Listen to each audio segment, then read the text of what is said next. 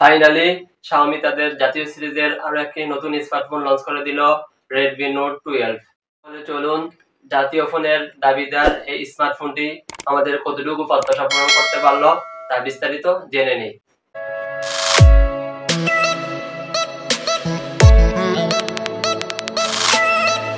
প্রথমে আমরা আনবক্সিং করে নিব। বক্সটি খুললেই পেয়ে যাব আমরা আরো একটি ছোট বক্স। বক্সের মধ্যে পেয়ে যাব আমরা একটি সিমুলেটর টুল, ইউজার গাইড, একটি সিলিকন কভার, 3 ওয়াটের একটি অ্যাডাপ্টার, একটি ইউএসবি টাইপ সি কেবল। এই হলো আমাদের কাঙ্ক্ষিত স্মার্টফোন। লুক এবং ডিজাইনের কথা না বললেই নয়। এই স্মার্টফোনটি এতটাই স্লিম, এর আগে নোট সিরিজের কোনো ফোনই দেখিনি। এর থিকনেস হচ্ছে 7.9 mm। রিয়েল প্যানেলটা প্লাস্টিকের তৈরি, কিন্তু দেখতে গ্লাস মনে হবে, যার কারণে কিছুটা ফিঙ্গারপ্রিন্ট চলে আসে। তাই রিকমেন্ড থাকবে বক্সে থাকা কভারটি ব্যবহার করবেন। আর বডি ফ্রেম হচ্ছে স্কোয়ার বক্সি শেপ, কিন্তু ফোনটি পাতলা হওয়ায় হাতে নিলে বেশ প্রিমিয়াম লাগছে। সব ধরনের পোর্টস এবং বাটন তো থাকছেই, অতিরিক্ত পেয়ে যাচ্ছেন air blaster, noise cancellation mic এবং 3.5 mm হেডফোন জ্যাক। ডান দিকে পেয়ে যাবেন ভলিউম লকার এবং পাওয়ার বাটন। পাওয়ার বাটনটি মূলত ফিঙ্গারপ্রিন্ট হিসেবে ব্যবহার করা হয়েছে। এর পজিশন ঠিকঠাকই ছিল এবং ফিঙ্গারপ্রিন্টটা খুব ফাস্ট কাজ করতেছিল। বাম দিকে রয়েছে সিম ইজেক্টর টুল, যার মধ্যে 2টি সিম এবং একটি 1 TB মেমোরি কার্ড ব্যবহার করার সুবিধা রয়েছে। নিচের দিকে primary microphone, USB type C port এবং সিঙ্গেল স্পিকার। রেডমির ফোন হিসেবে আমরা ডুয়েল স্পিকার আশা করছিলাম, বাট এখানে সিঙ্গেল স্পিকার দিয়েই কাজ চালিয়ে নিতে হবে।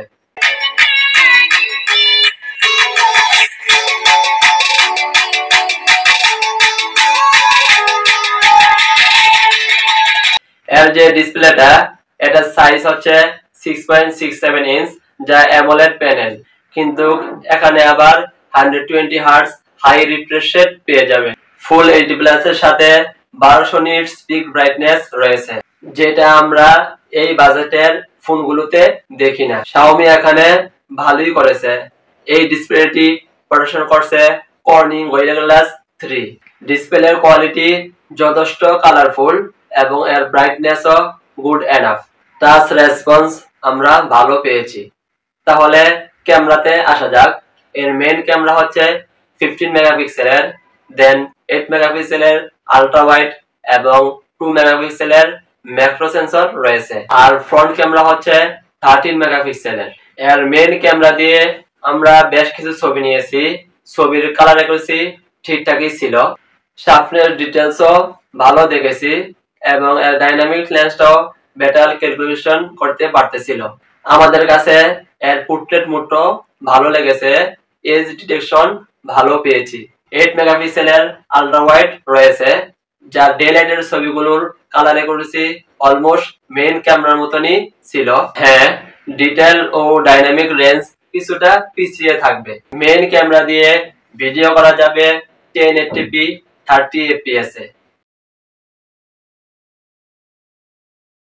বলছিলাম ফ্রন্টে রয়েছে 13 মেগাপিক্সেলের একটি সেলফি শুটার।